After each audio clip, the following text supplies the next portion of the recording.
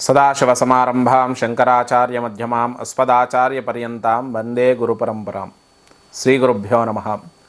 సుందరకాండలో మనం గత భాగంలో పంచసేనా నాయకులను సంహరించిన తర్వాత మరి ఎప్పుడైతే ప్రఘసుడు, భాసకర్ణుడు మొదలగు రాక్షసులందరినీ సంహరించి జంబుమాలి తర్వాత మంత్రి కుమారులను వీళ్ళందరినీ సంహరించి 80,000 మంది రాక్షసులను కూడా సంహరించాక రావణాసురుడి దగ్గరికి ఈ విషయాన్ని దూతలు తీసుకొని వెళ్ళి చెప్పగా వెంటనే రావణాసురుడు అత్యంత పరాక్రమవంతుడు, మహా తేజశాలి, ఎంతో యుద్ధ విద్యలు తెలిసినటువంటి తన కుమారుడైనటువంటి అక్షకుమారుణ్ణి చూశాడు. అక్షకుమారుడు చాలా చురుకైన వాడు, చిన్నవాయుడైనా కూడా చాలా తేజస్సు, ఎంతో పరాక్రమం, ఎంతో యుద్ధనీతి తెలిసినవాడు. ఈ అక్షకుమారుడు వెళ్తూ తండ్రి ఎప్పుడైతే అలా చూశాడో అప్పుడు ఎప్పుడూ కూడా ఈ అక్షకుమారుడు యుద్ధమందు ప్రీతి కలిగి ఉన్నవాడు. మనకు సుందరకాండలో చెప్తారు, ఎక్కడ యుద్ధం జరగాలన్నా కూడా అక్షకుమారుడు ముందుండి నేను యుద్ధం చేస్తాననే ఉత్సాహంతో ఉన్నాడట. యువకుడు కాబట్టి విశేషమైనటువంటి ఉత్సాహంతో తండ్రి ఆజ్ఞ రాగానే వెంటనే యుద్ధం చేద్దామని చెప్పేసి సంకల్పించుకొని తన సైన్యాన్ని తీసుకొని ఆ అక్షకుమారుడి యొక్క రథం చాలా విశిష్టమైందట. 8 గుర్రాలు కలిగిన రథం. అంటే మనం గుర్రాలను బట్టి రథం యొక్క స్వరూపాన్ని మనం ఊహించుకోవచ్చు. 8 అద్భుతమైనటువంటి అశ్వాలు కలిగి ఒక పెద్ద రథంలో అక్షకుమారుడు బయలుదేరాడట.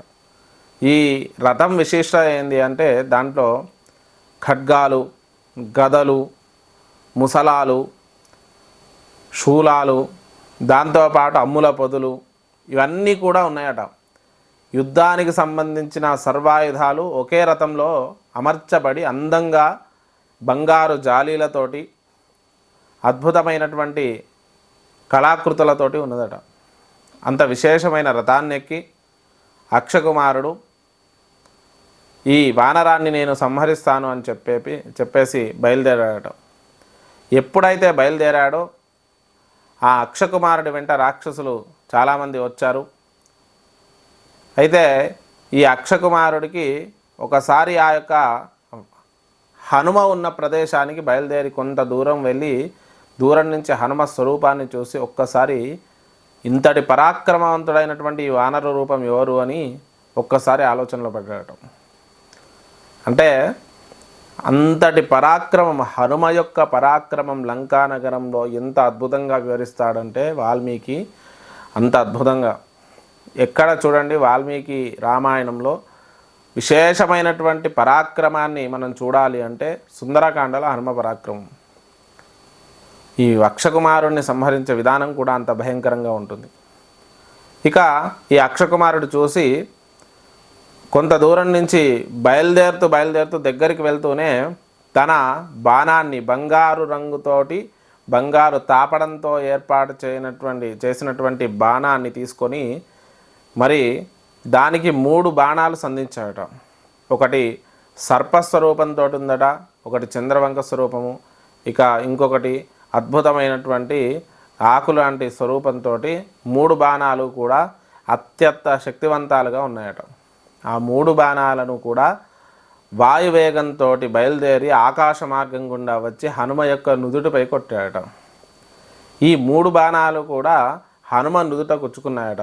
చాలామందికి తెలియదు హనుమ ఒక్కడే కొట్టేశాడు, అంతా లంకానగరంని విధ్వంసం చేశాడు అని. కానీ హనుమ ఎన్నో దెబ్బలను అక్కడ తింటాడు.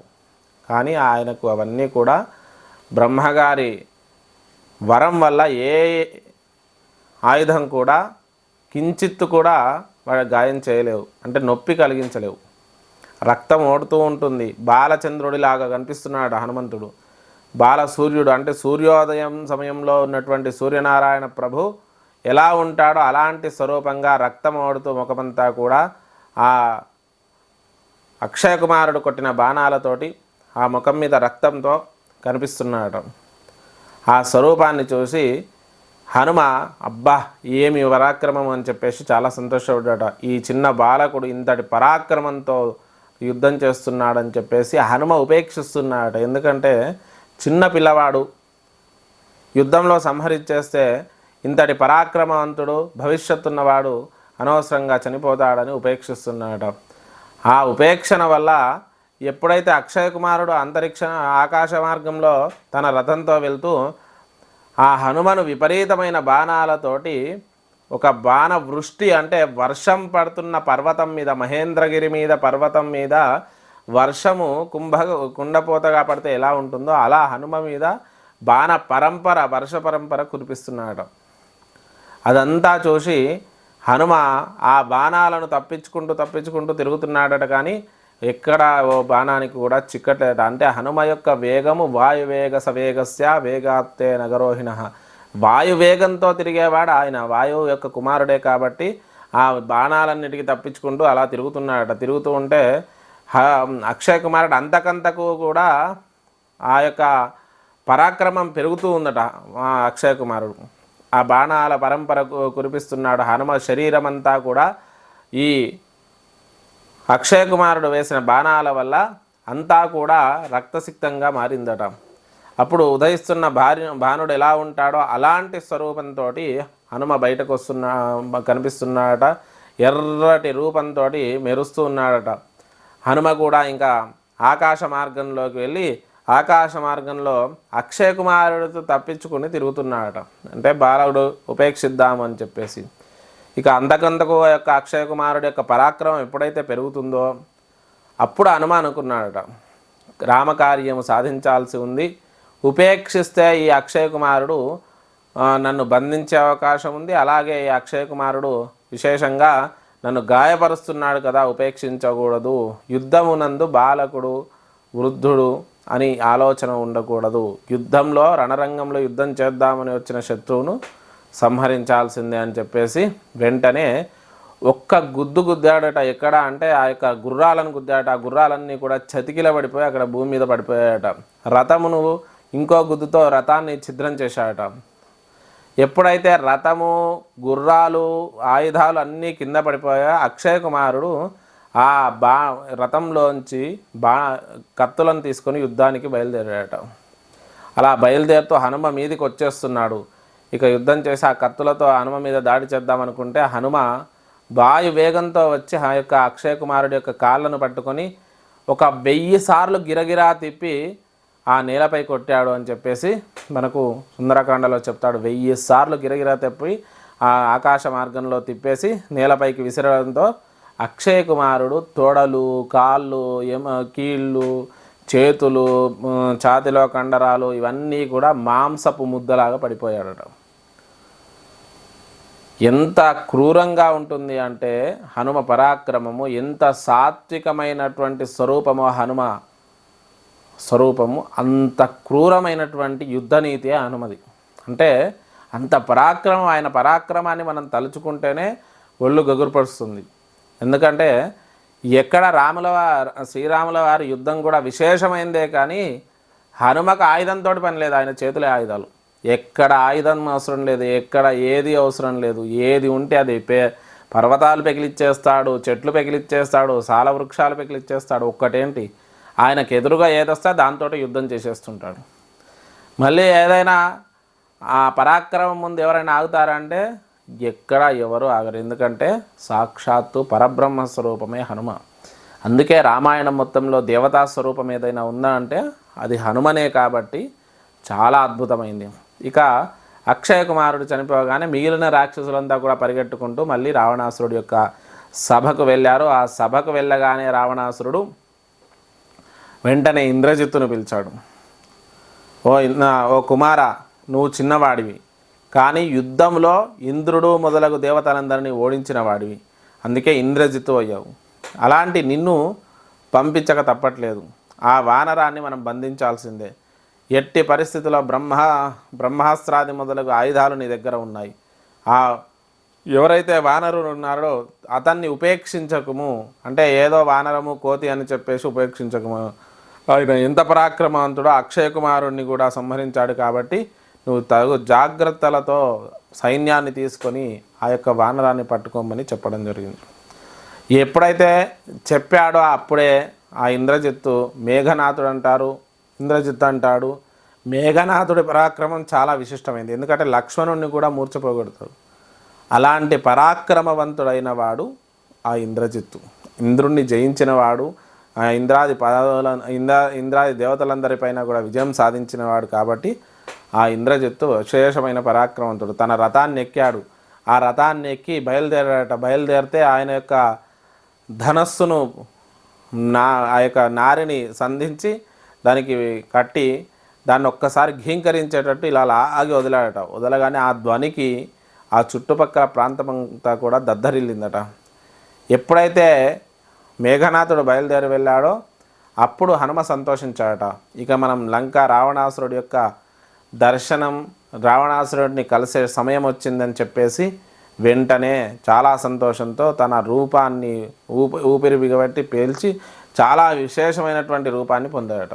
పొంది ఆ యొక్క మేఘనాథుడు వచ్చి ఆ మేఘనాథుడు కూడా అనేక రకాల బాణాలను ఆ యొక్క హనుమ మీదకి వదులుతుండే అవన్నీ కూడా ఆ బూడిదలో పోసిన పన్నీరు అంటారు కదా, ఎక్కడ వేసిన బాణం ఆయనకేం తగలట్లేదు. ఇక ఉపేక్షించి చివరికి బ్రహ్మాస్త్రాన్ని ప్రయోగించాడు. ఎప్పుడైతే మేఘనాథుడు బ్రహ్మాస్త్రాన్ని ప్రయోగించాడో ఆ బ్రహ్మాస్త్రం హనుమను చుట్టుకుంది. హనుమను చుట్టుకోగానే ఇది బ్రహ్మాస్త్రం కదా అని చెప్పేసి హనుమ ఒక్కసారి నమస్కారం చేసుకున్నాడట. నమస్కారం చేసుకొని ఆ హనుమ ఆ యొక్క బ్రహ్మాస్త్రానికి బద్ధుడయ్యాడట.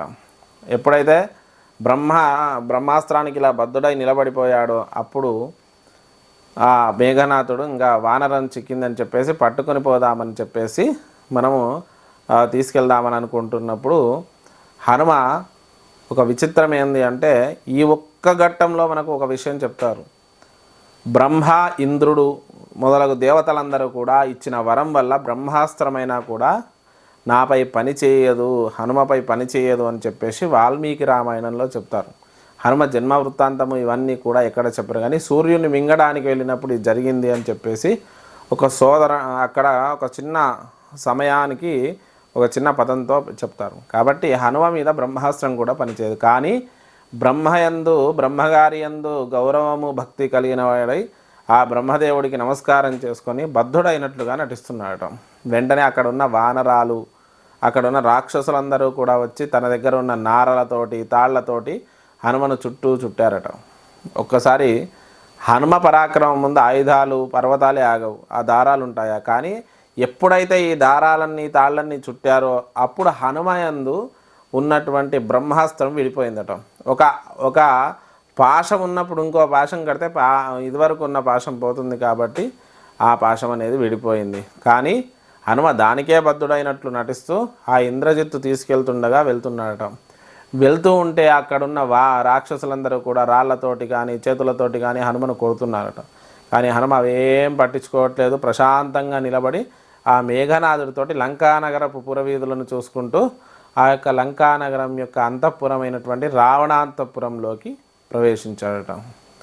కాబట్టి ఆ ప్రవేశించగానే అక్కడ ఒక పెద్ద భవనం, ఆల్రెడీ ఇంతకుముందు మనం చూసాము ఆ మొదటి భాగాల్లో ఆ రావణాసురుడి యొక్క అంతఃపురాన్ని, అలాగే సభను చూశారు కదా. అలాగే ఇప్పుడు కూడా ఆ యొక్క రావణాసురుడి యొక్క సభలోకి హనుమ ప్రవేశించడానికి ద్వారం వద్దకు వచ్చాడట. ఎప్పుడైతే హనుమ ద్వారం వద్దకు వచ్చాడో అప్పుడు అక్కడ ఉన్న సభను చూశాడట. ఆ సభ లోపట పెద్ద సింహాసనం, నవరత్నాలు, ఇంద్రనీలాలు, అలాగే బంగారం తాపడంతో అద్భుతమైనటువంటి సింహాసనం మీద రావణాసురుడు నల్లటి ఛాతితోటి భయంకరమైనటువంటి భుజాలతోటి వాటి యందు బంగారు భుజకీర్తులతోటి అద్భుతమైనటువంటి నవరత్న ఖచ్చితమైనటువంటి కిరీటంతో, అలాగే ఎంతో తేజస్సు కలిగి తపస్సు వల్ల తన శరీరమంతా కూడా కాంతివంతంగా ఉన్నటువంటి రావణాసురుణ్ణి చూశాడట. హనుమ ఎప్పుడైతే రావణాసురుణ్ణి చూశాడో అప్పుడు రావణాసురుని యందు కొంత గౌరవం కలిగిందట హనుమకు. ఒక సంస్కారవంతుడైనటువంటి వ్యక్తి ఎలా ఉండాలి అనేది హనుమ మనకు చూపిస్తాడు. ఒక జ్ఞాని ఎలా ఉండాలి అని చెప్పేసి హనుమ చూపిస్తాడు. ఒక తర్కాన్ని తెలిసిన వాడు ఎలా ఉండాలి హనుమాన్ మనకు చూపిస్తాడు. సుందరకాండ మొత్తం కూడా ఒక గురువులాగా మనకు పనిచేస్తుంది. నిజంగా అద్భుతంగా సుందరకాండను మొదటి నుంచి చివరి వరకు చదివితే ఎన్నో విషయాలు మనకు అవగతమవుతాయి. అలాగే రామాయణం ఇంకా విస్తారమైంది, అంత చదవలేమనుకునేవారు సుందరకాండ మనం అద్భుతంగా చదువుకోవచ్చు. ఇక్కడ మనం చూసుకుంటే అలా హనుమ రావణాసురుణ్ణి చూసి కొంత తన్మయత్వానికి పొందినవాడై ఆ లోపలికి ప్రవేశించాడట. ప్రవేశించగానే అక్కడే బద్ధుడైనట్లుగా నిలబడి ఆ యొక్క చుట్టూ నార చీరలు అవన్నీ కట్టడం చూసి మేఘనాథుణ్ణి రావణాసురుడు చాలా మెచ్చుకొని ఆ యొక్క సభలోకి ఆహ్వానించాడట. ఆ వానరాన్ని చూసుకుని ఎప్పుడైతే లోపలికి ప్రవేశించాడో అప్పుడు, ఎవరు నువ్వు, ఎక్కడి నుంచి వచ్చావు, ఇంద్రుడు పంపాడా, ఆ గంధర్వులు పంపారా, యక్షులు పంపారా, విష్ణువు పంపాడా, ఇలా ఎవరు పంపారు అని చెప్పేసి నానా విధాలుగా రావణాసురుడు, అక్కడ ఉన్న మంత్రులు, ప్రహస్తుడు మొదలగు వారు ఆ యొక్క హనుమను ప్రశ్నించారు. హనుమ ప్రశ్నించగానే హనుమ, నాయన నేనెవరిని అంటే వానరాన్ని, నన్ను ఏ ఇంద్రుడు, దేవతలు, యక్షులు, కిన్నెరులు, గంధర్వులు, కింపురుషులు ఎవ్వరూ పంపించలేదు. నీవు దశరథ మహారాజు అత్యద్భుతమైనటువంటి రాజు. ఆ దశరథ మహారాజు ముగ్గురు భార్యలలో జ్యేష్ఠ కుమారుడైనటువంటి రామచంద్రుడి యొక్క భార్య అయిన సీతాదేవి, రాముడు భార్య అయిన సీతాదేవి, లక్ష్మణుడు ముగ్గురు కలిసి తండ్రికిచ్చిన మాట కోసం యొక్క అరణ్యవాసం చేస్తుండగా నీవు ఒక భిక్షారూపాన్ని పొందినవాడై అక్కడికి వచ్చి ఆ సీతాదేవిని అపహరించావు. ఆ సీతాదేవి జాడ వెతకడానికి రాముడు ఆ యొక్క అరణ్యమంతా వెతుకుతూ కిష్కిందకు చేరుకున్నాడు. ఈ కిష్కిందను వాలి పరిపాలిస్తున్నాడు. పూర్వము నీవు వాలి చేతిలో ఓడితివి కదా, అలాంటి వాలి ఆ యొక్క కిష్కిందను పరిపాలిస్తున్నాడు. అక్కడే తమ్ముణ్ణి కొట్టి బయటకు పంపడంతో ఆ త్రికూట పర్వతం పైన అక్కడ సుగ్రీవుడు నివసిస్తున్నాడు. హనుమ ఎప్పుడైతే రాముడు అక్కడికి చేరుకున్నాడో సుగ్రీవుడు అగ్నిసాక్షిగా మైత్రి చేసుకొని వాలిని రాముడు చంపాడు. సుగ్రీవుడు సీతను వెతికి పెడతానని మాటిచ్చాడు. ఆ మాట ఇవ్వడం వల్ల బ్రహ్మాండమంతా వెతుకుమని లక్షలాది కోట్లాది వానరాలను పంపించాడు. ఆ వానరాలన్నీ కూడా వెతుకుతూ ఉన్నాయి. అందులో నేను ఒక వానరాన్ని, ఆ యొక్క సుగ్రీవుడి మంత్రిని, మరి సుగ్రీవుడి స్నేహితుడిని.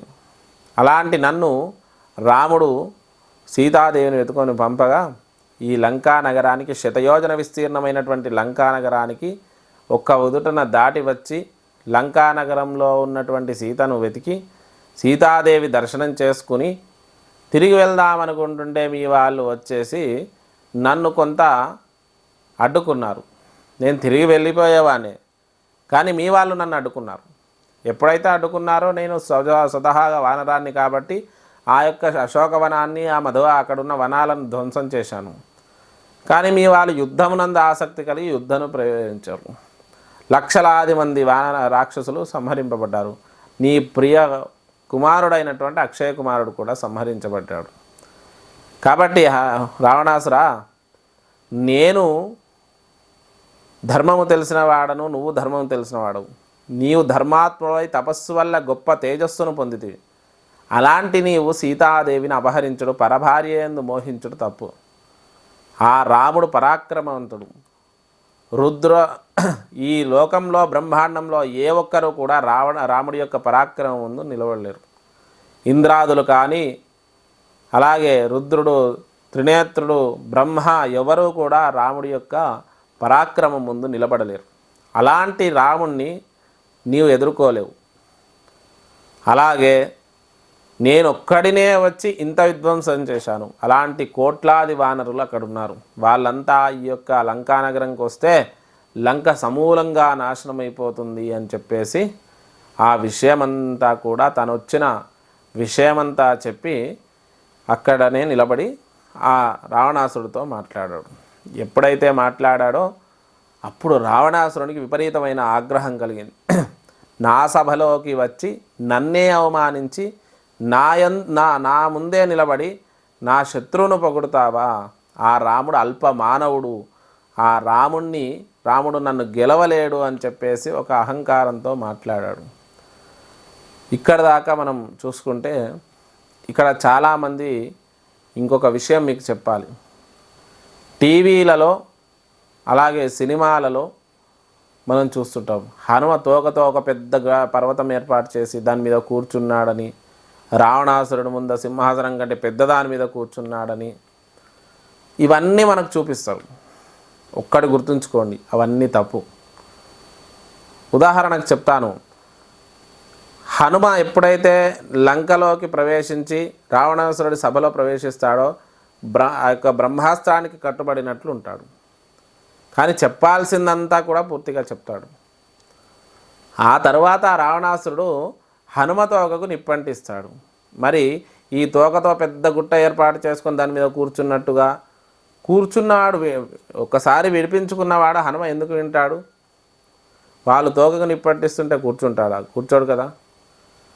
మనిషి తప్పు మార్గంలో తప్పుడు విషయాలు మనకు ఈ సమాజంలో ఎన్నో టీవీలు కానీ మాధ్యమాలు కానీ చెప్తున్నాయి. కాబట్టి సద్గురువులు, రాముడి యందు భక్తి గలవాళ్ళు, అలాగే హనుమ యందు భక్తి గలవాళ్ళు రామాయణం చెప్తే వినండి. వాల్మీకి ఏ విధంగా చెప్పాడో అది యథాతథంగా వినే ప్రయత్నం చేయండి. చాలా అద్భుతంగా ఉంటుంది. మీరు ఊహించిన దానికంటే అసలు టీవీలలో చూపించేది, సినిమాల్లో చూపించేది తక్కువ. ఆధ్యాత్మిక చింతనతో పాటు, ఆధ్యాత్మిక విశ్లేషణతో పాటు మానసిక పరిపక్వతకు ఈ యొక్క సుందరకాండ ఎంతో తోడ్పడుతుంది. ఎందుకంటే రామాయణమే అద్భుతం. అసలు రామాయణంలో సుందరకాండ ఇంకా అద్భుతం. అసలు అక్కడ ఒక్కొక్క చోట హనుమ యొక్క వర్ణన చెప్తుంటే మన ఒంట్ల శరీరంలో వెంట్రుకలు నిలబడతాయి. ఒక్కో చోట హనుమ యొక్క పరాక్రమం చెప్తుంటే నిజంగా హనుమ ఇంత గొప్పవాడా అని చెప్పేసి మన మనస్సు చాలా చాలా చాలా ఒక ఉద్వేగానికి లోనవుతుంది. కాబట్టి మనం సుందరకాండ కానీ రాముడు కానీ ఎవరైనా సద్గురువులతోటి చెప్పించుకోండి. ఇంకా మూఢనమ్మకాలతో మన మార్గాన్ని భిన్నం చేసుకునే ప్రయత్నం చేసుకోకండి. మూఢనమ్మకాలు కూడా మనం కొంత అన్నిటినీ కాదు, అంటే నమ్మకాలు వేరు, మూఢనమ్మకాలు వేరు. భగవంతుడు ఉన్నాడు అనేది నమ్మకం. కానీ నిమ్మకాయ ఎక్కడ పెడితే ఇలా అవుతుంది, కొబ్బరికాయ ఇక్కడ కొడితే ఇలా అవుతుంది అని చెప్తారు చూడండి. ఏదో నిజంగా ఇలా జరిగిపోతుంది, అలా జరిగిపోతుంది అని చెప్తున్నారు కదా, అది మాత్రం మీరు నమ్మాల్సిన అవసరం లేదు. రామాయణం మనిషి జీవితానికి ఒక మార్గదర్శకం. రామాయణం మానవ జీవితాన్ని పరిపక్వత చేయడానికి కావలసిన అద్భుతమైనటువంటి సాధనం. సుందరకాండ నీ సమస్య ఏదైనా పరిష్కారం నీకు నీ మనస్సే చూపిస్తుంది అది చదివితే. అంతటి అద్భుతమైంది సుందరకాండ. కాబట్టి మన సుందరకాండను అందరూ కూడా చూడండి. ఈ వీడియో ఇంతటితో సమాప్తం. మరి ఈ వీడియోను లైక్ చేయండి. లైక్ చేస్తే ఎక్కువ మందికి రీచ్ అవుతుంది. మీరు చూస్తున్నారు, చూసి అలా వదిలేస్తారు. కాబట్టి కాస్త లైక్ చేయండి. లైక్ చేసి షేర్ చేసి కామెంట్ చేయండి. అలాగే ఇంకా ఏ వీడియోలు మీకు ఇంట్రెస్ట్ ఉన్నాయి, మీకు ఏదైనా రామాయణ భారత భాగవతాల్లో అద్భుతమైనటువంటి వినాలి అనుకునేవారు కామెంట్స్ రూపంలో తెలియజేయండి. అలా తెలియజేస్తే మేము వాటి మీద కొంత అధ్యయనం చేసి సాధ్యమైనంత వరకు పుస్తకాలలో కానీ పురాణాల్లో కానీ ఉన్నది యథాతథంగా మీకు అందించే ప్రయత్నం చేస్తాను. ఎలాంటి పరికల్పనలు కానీ కొత్త కల్పనలు కానీ నా ఊహా కల్పనలు కానీ అందులో చెప్పే ప్రయత్నం చేయను. యథాతథంగా మీకు అందించే ప్రయత్నం చేస్తాను. ఆధ్యాత్మిక విశ్లేషణ కూడా సుందరకాండ చాలా అద్భుతంగా ఉంటుంది. మన దాంట్లో ఇంకా సుందరకాండకు సంబంధించిన అనేక వీడియోలు, హనుమాన్ వీడియోలు ఉన్నాయి. ఇక అమ్మవారి ఎపిసోడ్స్ కూడా రాబోతున్నాయి, అవి కూడా చూడండి, చాలా అద్భుతంగా ఉంటాయి. చండీ దేవీ మహాత్మ్యం మీద అవి కూడా అతి త్వరలో పెట్టబోతున్నాం. మరి ఈ వీడియో ఇంతే. స్వస్తి ప్రజాభ్య పరిపాలయంతాం న్యాయేన మార్గేణ మహిం మహేష. గోబ్రాహ్మణేభ్య శుభమస్తు నిత్యం. లోకా సమస్త సుఖినో భవంతు.